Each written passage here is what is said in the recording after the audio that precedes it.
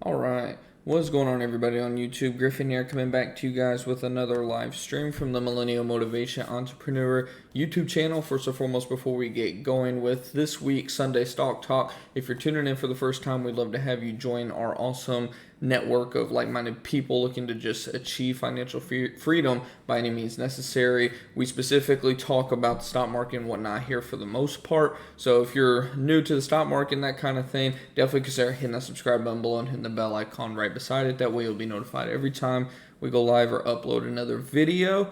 And also, while you're at it, if you have the Discord app, if you don't, go ahead and download that. It's just called Discord. You can get it for any Google phone, Android, iPhone, anything you got, and you can get it on your laptop as well. It's totally free, and you can join our group with over 150, 160 of us in there now. And it's just awesome to see that community continue to grow day by day and whatnot. And of course, it's totally free. I don't charge for anything associated with this channel. But with that, we will just go ahead and hop right in. I'm going to make sure our stream health is doing all right.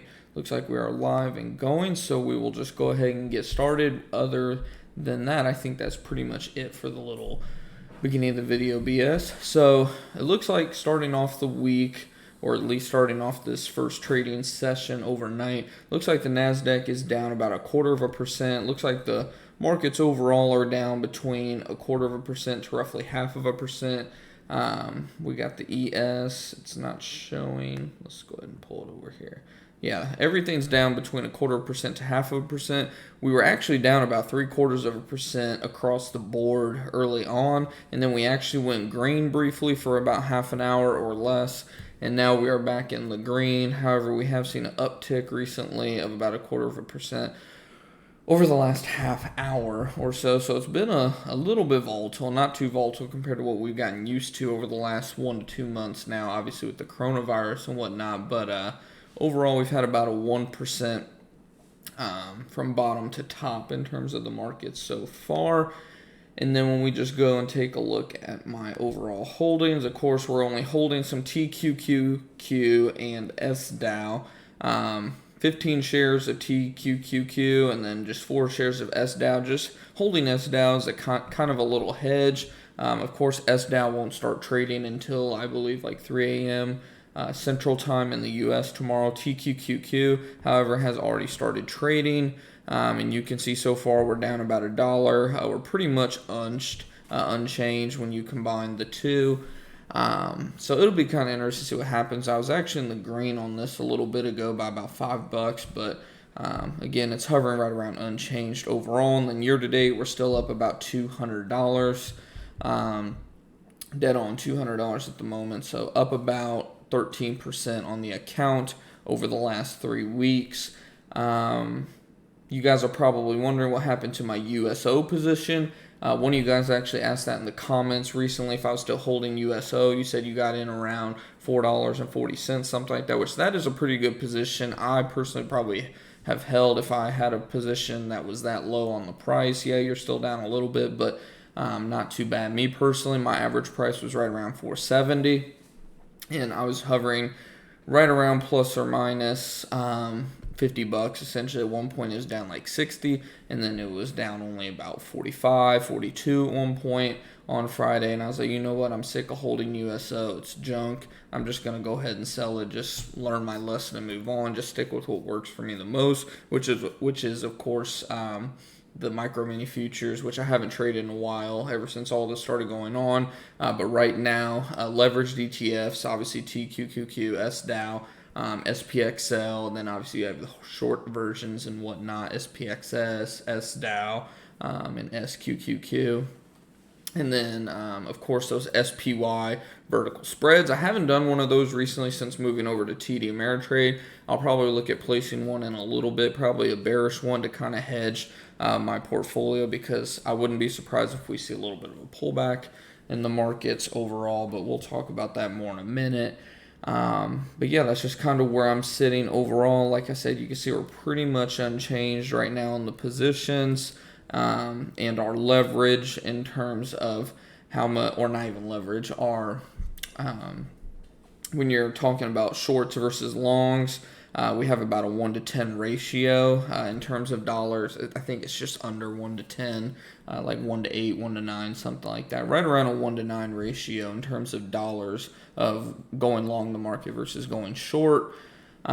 Which in layman's terms, if you're newer to the markets and whatnot, that just means that out of every $10, essentially 9 of them I have going long the market, while I only have about 1 to 1.25 essentially going towards a short position. So I'm pretty long the market right now, specifically the NASDAQ, but again, shorting the Dow just as kind of a little hedge.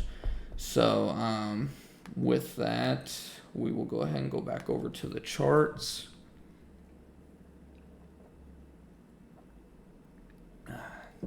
And we can see we're getting a nice little push up here. We're coming close to unchanged on the NASDAQ, not quite.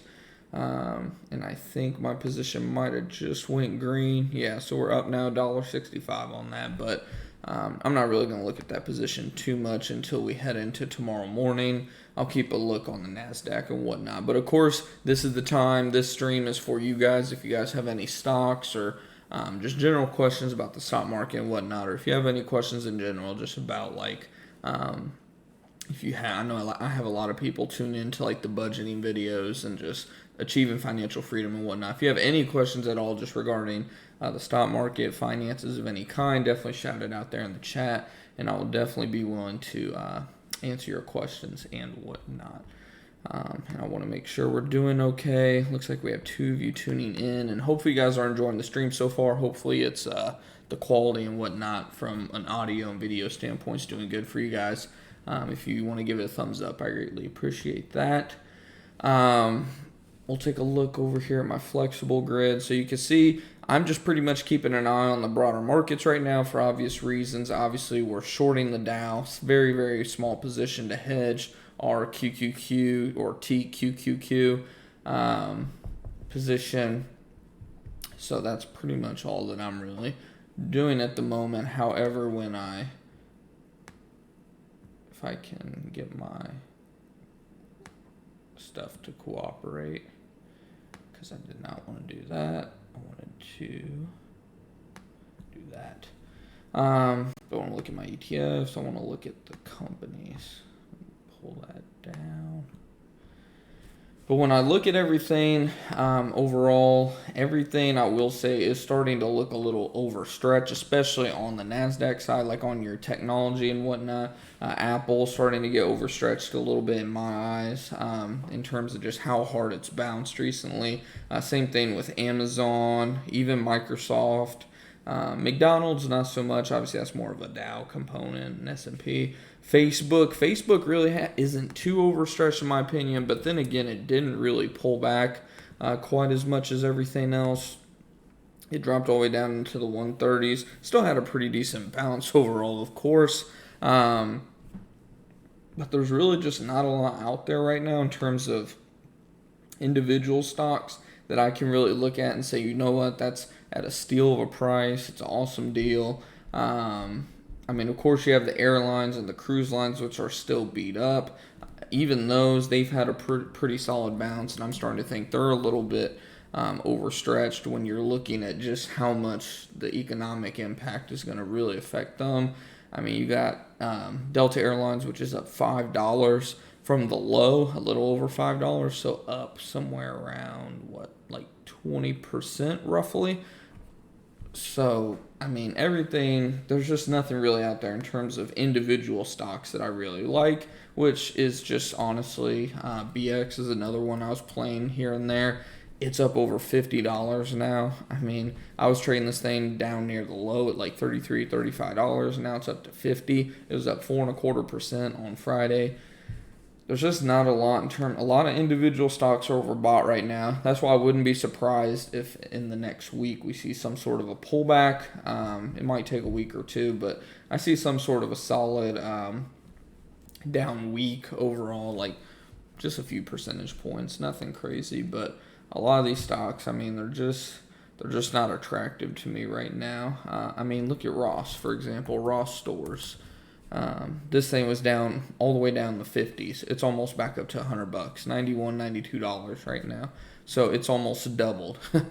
I mean, not quite, obviously, but it's getting close to doubling from the low. And obviously, everything was massively, massively oversold because of this corona hysteria. But at the same time, for it to a lot of these stocks to almost double already from the low, it's a little bit of a stretch, if you ask me.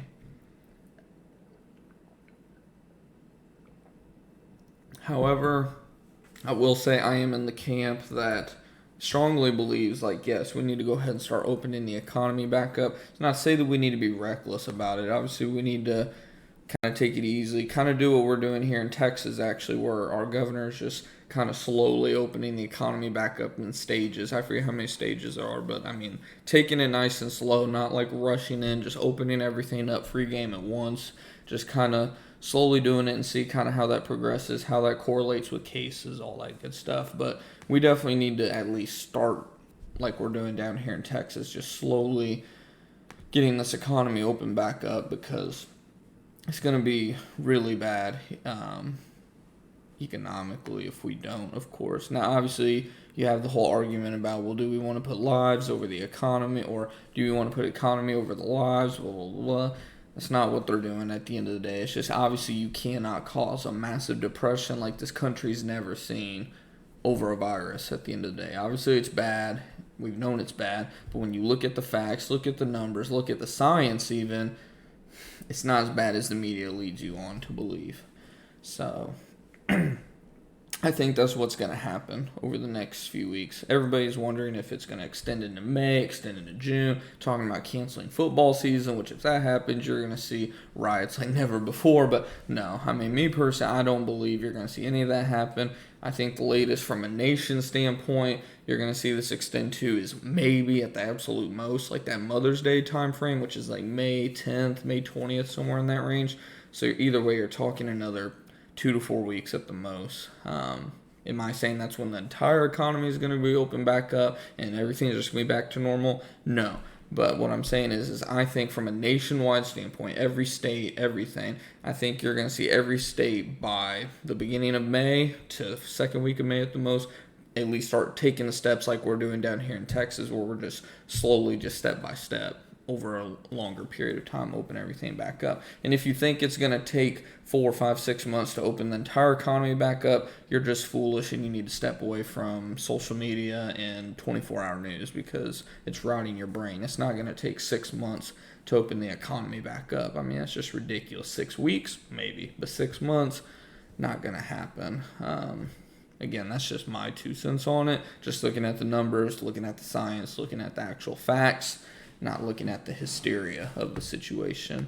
But man, if you were still shorting down in the 2100s, 2200s, we tried warning you a little bit. Obviously, when the market, I was looking more at the Dow at that specific time. When the market did break 19 to 20,000 level on the Dow, I was saying, you know what, I might need to readjust where I think the bottom is. But when this thing very first started, I said that the bottom would probably be at the max, right around 16 to 18,000. Sure enough, we bounced right off pretty much 18,000 on the Dow.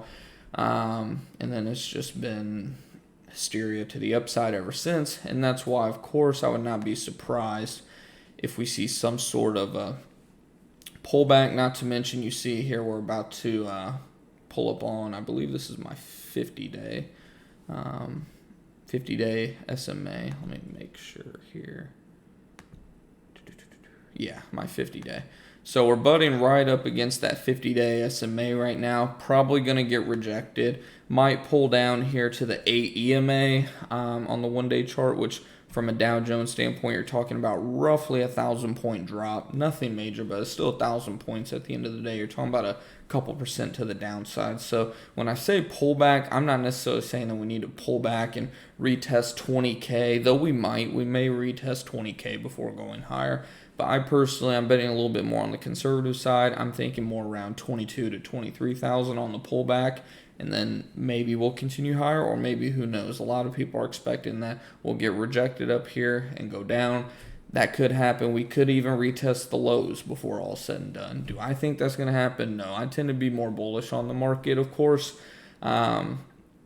But is it unreasonable to think that we're going to test 20? No, I wouldn't be surprised there either. So I'm just saying, be prepared for some sort of a pullback, a little bit of hiccuping going on, but also be prepared for the inverse. Be prepared for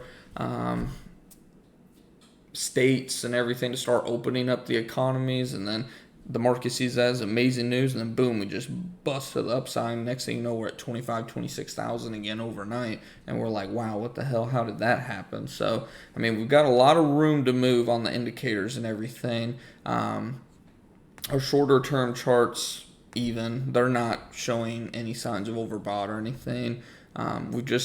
We had a huge parabolic move to the upside for a few days about a week or two ago, and then ever since then we've just kind of slowly but surely just been chugging our way back on up. So it's not unreasonable, as we're down about 100 points on the futures right now. It's not unreasonable to say, we could keep going another 1 to 2 or 3,000 points up over the next few weeks on the Dow if we keep moving at this rate, because we tend to have one solid red day, and then we have a couple pretty solid green days. So obviously, if you're having two pretty solid green days, they're going to wipe out that red day plus some. As you can see here over the last week or so, that's pretty much what we've done. We had a good drop, then we just slowly rose, a little bit of nothing, rise some more, little tiny red day, and then obviously Friday was a pretty solid green day. We were up about 2 to 3% across the board on the markets on Friday. So long term, still bullish overall, especially obviously once these economies get opened back up across the nation.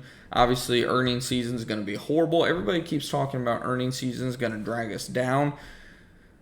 If that's all that the Bears have is earnings season, I don't see it happening, because honestly, I think whenever we had this huge drop, we were pricing in the worst of the worst. So, I mean, even if, say the Bears are right, say the earnings season is going to be horrible and it's going to pull the market down, even if that happens, I don't think we're going to break the low. I don't even think we're going to retest it, in all honesty, even if earnings affect it.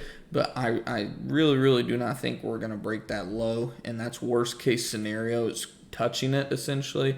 I don't think that's going to happen, just because, again, I think the absolute worst doomsday scenario was priced in down here, and that's why you had that parabolic move to the upside for about 3 to 4 days in a row before we started cooling off and kind of reevaluating, and then we obviously just kept moving up from there.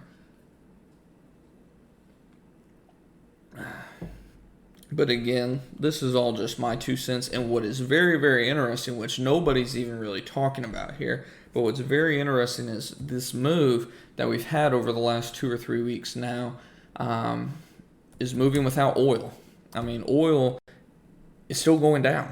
It just keeps going down. We were talking about that a little bit with USO briefly, but I mean, the market is continuing to just keep going up without even oil. And you guys know for weeks now I've been saying, the market tends to go, I've been saying this since as long as I've been on this channel, that the market tends to go as oil goes in the long run.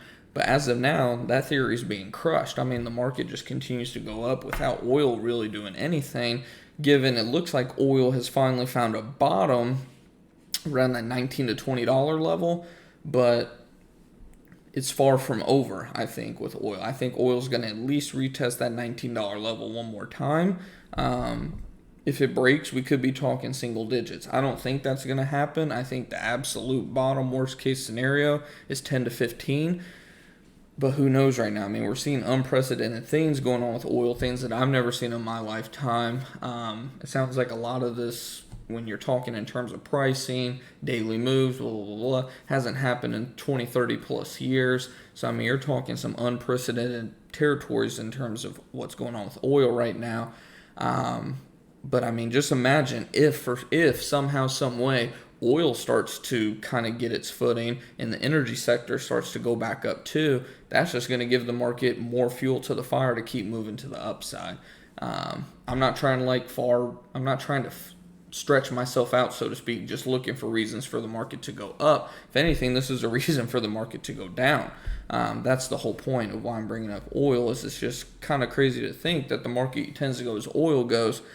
However, that hasn't been the case over the last couple weeks, because yes, oil had that solid 2 to 3 day run. I think it was about the same time the market did, but then Actually, you know what? I think it was a little bit after. I think this was when the market started taking its move. No, this was about it because it was around the beginning of April, roughly. So yeah, the oil had the same little run briefly that the markets did, but then it started cooling back off, came back down to reality, which most people would have thought, okay, the market's going to come down with oil, right? No, that did not happen. We did not retest the lows as we did with oil, and we actually made a new low.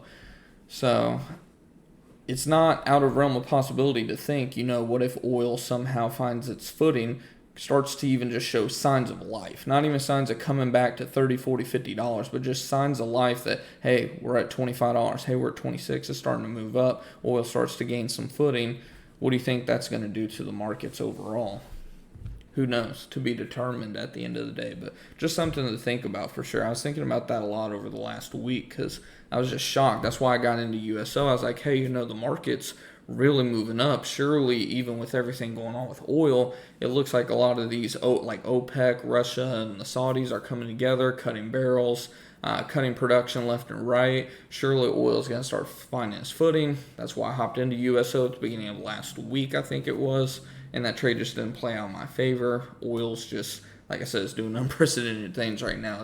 It's untradeable at the moment, in all honesty, if you're asking me.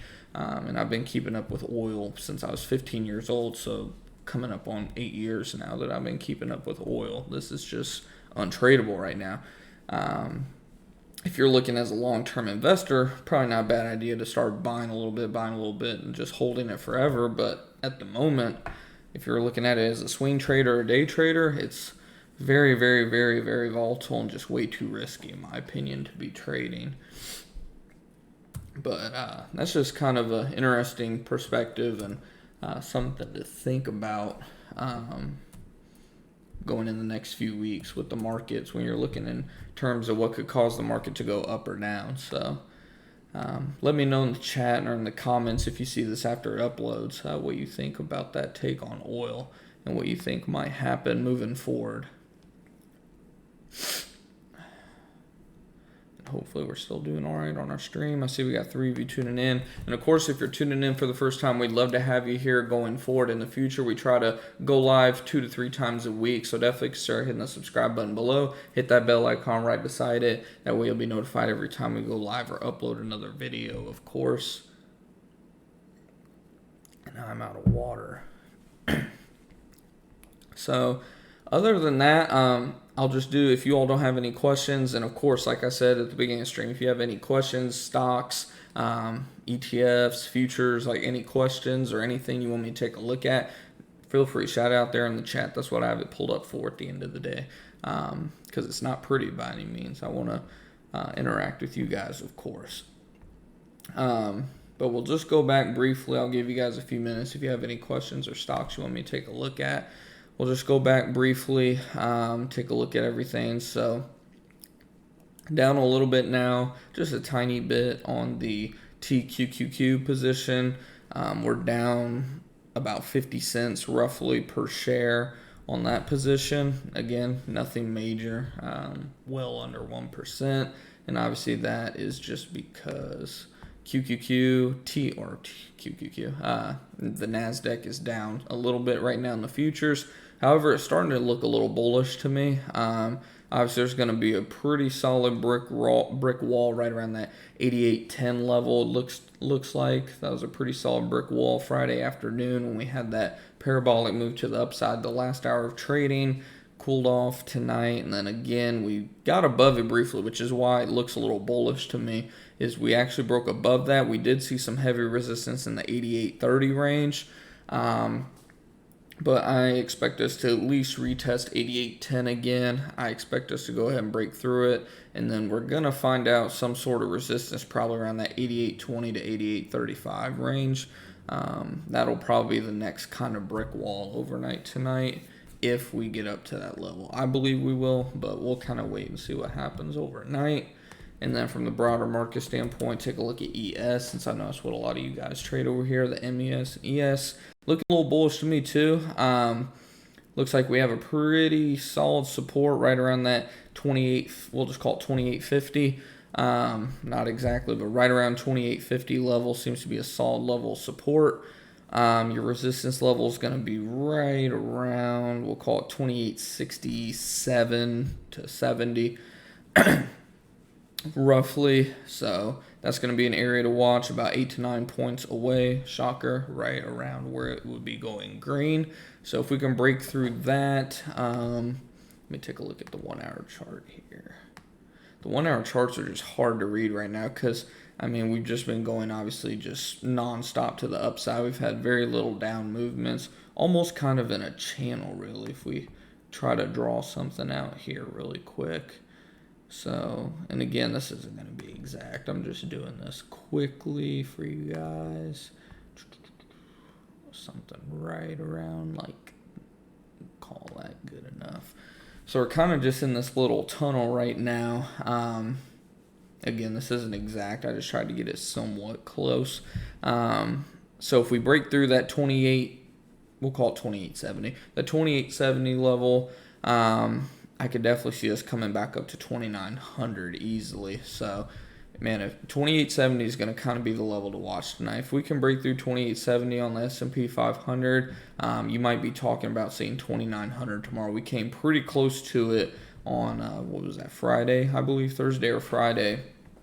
Got rejected, but hung out right around that level most of the day before falling off mid-session. And then obviously we had the pretty good rally the last hour of the day. But yeah, that's kind of what I'm thinking for the S&P 500. My prediction for tomorrow is overnight, tonight, and into tomorrow is we're going to break through 2870, and then we may even retest 2900 tomorrow. That'd be a pretty bullish day overall. But if it fails, then we're probably talking about coming back down to right around that 2815 level, maybe even 2800. So you're talking about a 100-point gap essentially from top to bottom, essentially, that could be filled one way or another.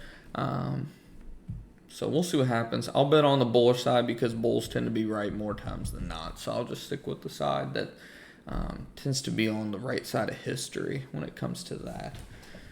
But other than that, I guess that is it for this Sunday stock talk. I guess you guys don't have many stocks or anything you want me to take a look at this week. If you're like me, I mean, as we explained a little bit ago, I mean, there's no stocks really individually right now. There's just not too many individual stocks. I mean, look at Lululemon, 225. This stock was in like the 130s or something. It's doubled, I think. Let's take a look. Lulu. Maybe not quite 130s. Looks like maybe the 150s. Yeah, no, right around 120. So this thing is almost, not quite, but almost doubled. I mean, it's like nothing is really attractive right now. There's just so much. I mean, you got TDOC, you got all these other things that have just been booming to the upside. Costco is now back over $300 all of a sudden. There's just nothing out there right now. How's it going? Trade Ally has earnings on Monday. Let's see. Yeah, I predict that to be kind of bloody too. So it was up a whopping 13%. Man, on Friday. Does look like it's trying to build some support right around that $13 level. So just a little prediction from me. I think earnings get slammed. I think everything gets slammed on this, like most everything right now. And I expect this thing to retest $13 since it looks like the earnings is tomorrow, like you mentioned. I expect tomorrow it drops to around $13. If we drop tomorrow, it's probably going to be because of the financials. I'll just put that out there. So if we drop overall in the markets, it will probably be because of the financial sector. And that's just facts. The financial sector is going to get hammered again, like it does in every economic downturn. But my quick prediction on that is it's going to drop down to $13. Has a little dividend, of course, coming up soon. But yeah, I expect this thing to come down to $13. It's pretty much going to give up all the gains it had on Friday, is kind of what I'm thinking. So that will be interesting to watch overall. But yeah, I mean, like I said, that's pretty much it because there's really no stocks for me that are just screaming good deal, good buy. I mean, Starbucks is, I like it more in the 60s personally for a buy. But I mean, if you're looking at long term, I mean, you still got Stocks like Starbucks. I guess JP Morgan isn't too bad. It's a little pricey at $95. I'd like it around 89. Nike isn't too bad either, but I mean, just most everything is just really, really, really close to that overbought territory. So I really don't want to nibble too much up there. Like I said, me personally, I'm just playing the leveraged ETFs at the moment, as we're now back up over $3 on that position now. So again, overall, not too bad. Over the last 3 weeks, we're up about 13% or so on the account. Won't complain about that. Green is green at the end of the day, and I guess that's a pretty good point. A pretty good point for us to go ahead and end the stream. Hopefully, you guys have had a good week, a good weekend so far, and hopefully, you guys have stayed green throughout all this volatility. How's it going there, Benito? Caught me just in time. I was just about to end the video. Let's see here. GILD. Let's see what we got here. So Gilead, oh okay, Gilead, yeah, of course they've been up like crazy lately with the news about the coronavirus cure or vaccine or whatever they got going on over there. This thing, I just wouldn't, me personally, again, this is just me personally, I don't like to chase stuff like this. What goes up that fast usually comes down much faster. You can see it was up almost to $90. It's already back down to 83. It's probably going to come back down to $80 by the end of this next week, maybe even quicker. I mean, you're talking about a $3 to $4 drop, nothing major. If you can get this thing back under 80, I'd definitely probably go ahead and buy it, especially if you're looking more longer term, swing trade at the minimum. If I can pull up kind of the 3-year chart, yeah, I would definitely want to get this thing under 80 at the minimum. Longer term, you're probably thinking $90 to $100, especially if they do, in fact, for a fact, not just rumors, for a fact, come out with some kind of cure to the coronavirus or, again, vaccine, whatever it was that they were in the works with. You're probably easily talking $90 to $100 longer term at that point. But right now, it's just kind of, it'd be chasing. Like most stocks right now. I mean, most stocks that you're looking at overall, you'd be chasing, like I was mentioning a minute ago. But this one specifically definitely falls in the line of chaser. You can see it's already starting to cool off very quickly. It was already all the way down to $81 at one point on Friday. Assuming we have a green day, it may go back up to 85 tomorrow. I don't see it going past 85. Assuming we have a red day, you're probably talking about it hitting $80. So just keep an eye on it. Maybe set some alerts when it hits under 80 or 81, something like that, just to remind you. Outside of that, though, I personally, again, this is me personally. I'm not telling you what to do or anything. I'm not an advisor or anything like that. But me personally, I would just put it this way. If you gave me $1,000 and told me buy stocks with it that you think are going to perform well over the next week or two, this wouldn't be one of the stocks. And that's you giving me money, just giving it to me and telling me to buy stocks with it. So I wouldn't use your money. So that's just where I stand with that. But overall, again, like I said, if you're looking longer term, you're looking at longer than 2 weeks, 4 weeks, you're looking kind of weeks on months ahead. Like I said, if you can get this under 80, it's not a bad deal. I personally would not want to touch it until it's around, I want to see it retest 76 personally, but because I mean, think about it. Say you bought it, say you even got it a little cheaper tomorrow. Say you got it in around $82 roughly. If I can get my clicker to work. So you get it around $82. When I'm trying to get it right around, we'll call it 76.80, since that's where my clicker landed. You're talking about a 6.5% move to the downside. So if it moves 6.5% to the downside, it's going to have to move about 12% to the upside just to make up that 6.5% drop. So it doesn't seem like you're talking a lot long term, but a 12% difference on the upside, 12% is what the S&P and whatnot tends to do in an average year. So you got to keep that in perspective. A lot of people are like, oh, it's only $2, $4, blah, blah, blah difference. You got to keep everything when you're talking about investing in terms of percentages, not dollar amount. When we talk about price targets, of course, for in and out, you're talking about dollars. But when you're talking about your percentages That's where you really want to look when you're talking about profits and whatnot, is the percentages. Yeah, sure thing, sure thing. Yeah, and Benito, I don't know if you've been here already. If not, definitely consider hitting the subscribe button below. We'd love to have you here. We, like I said, we try to go live at least 2, sometimes 3 times a week, and we do these every single week where I just take a look at the stock market overall and just break down any stocks that you're looking at. So we'd love to have you here. And if you're not already in our Discord group chat, definitely hop over there. Totally free again to be in. You don't have to like pay me or give me your info, any BS like that at all. Just a awesome community we got going there. With now, I think we might even be at 160 people. I don't know for sure, but somewhere in there. But with that, like I said, I guess it's pretty much a good time to go ahead and end the stream. Hopefully the stream has been working out good for you all. Looks like we got 4 of you all tuning in so far. So hopefully you guys enjoyed the stream, and hopefully everything was working out good. If you liked it, definitely make sure to smash the thumbs up button. I greatly appreciate that. I love just the feedback I get from you guys at the end of the day. And if you see the video after it uploads, because it'll upload here in a few minutes after I end the stream, if you're seeing it at a future date and you have any questions in general about the stock market and whatnot, just leave it down in the comments below. I usually comment back within minutes, but usually same day at the latest. And of course, if you have any questions in the future, our Discord group chat is where I'm usually at almost on a hourly basis, but for sure every single day. And then of course my social media is down in the description box as well if you guys want to hit me up on any of that as well. But until next time, guys, hopefully you guys are staying green out there. Protect your profits, cover your profits, and achieve your financial freedom this week. And I will see you guys in the next stream. Again, that'll be sometime probably between Tuesday and Thursday, no later than Thursday this week. But until then, take it easy, guys.